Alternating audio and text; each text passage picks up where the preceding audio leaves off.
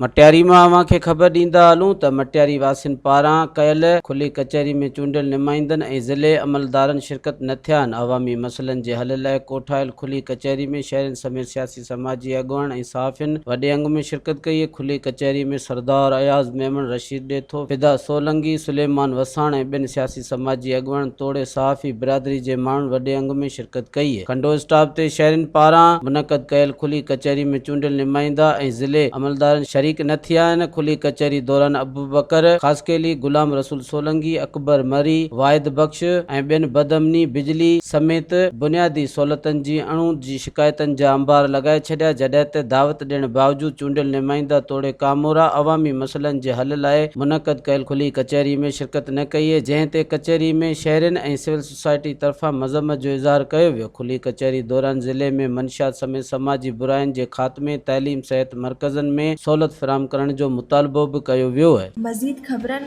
ऐं तफ़सीलात लाइ विज़िट कयो असांजी वेबसाइट www.awamiNewsHD.com ऐं ॾिसंदा रहो अवामी न्यूज़ HD।